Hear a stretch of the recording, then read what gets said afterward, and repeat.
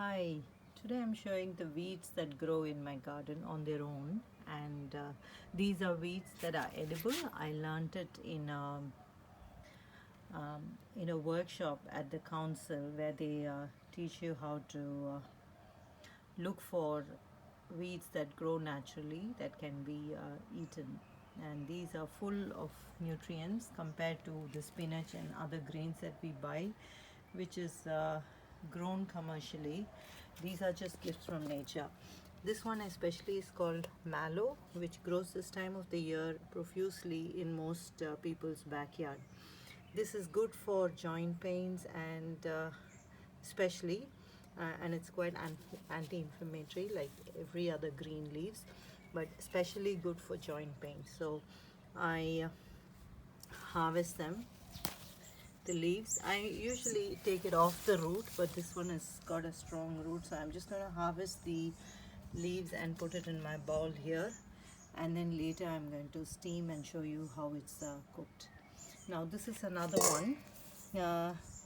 It's called it's got blackberry nightshade or something. It's got another name. Even the aborigines in Australia eat these fruits. They call that bush tomatoes. If I can show you one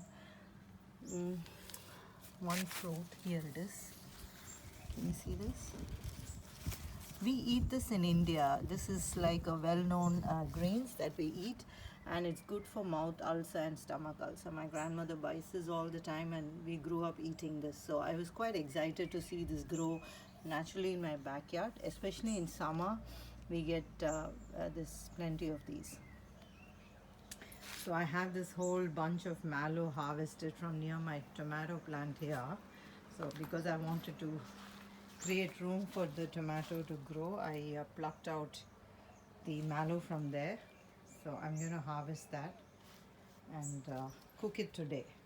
And here I have some winter peas and broad beans that I kept, but there's some infestation, there's some insects, so I've just pulled out the plants and harvested whatever beans I have. So I'll be cooking that tomorrow. Yeah. And if you want to see what else is there in my garden, there's lots more. I'm just going to showing this part of the garden. I've got mint, which is just growing from, I think, a couple of roots that was there in the soil here when we made this bed. Then I have these peas, and that's jasmine growing there, and lots of flower plants and succulents on this side. And here I have another kind of beans, which is a climber. In Tamil we call it karamani, or I think in English it's called moth beans. Yeah, I'll show you when it grows. So, and I have this nice and healthy tomato plant coming up, and there's a silver beet hiding in between. This is an easy to grow greens, as good as spinach, and it grows profusely. So you just harvest your few big leaves, enough for a family of 4, and I'll get many meals out of this one plant. As I keep harvesting the leaf, more big leaves come. So silver beet, easy to grow and a staple in our house.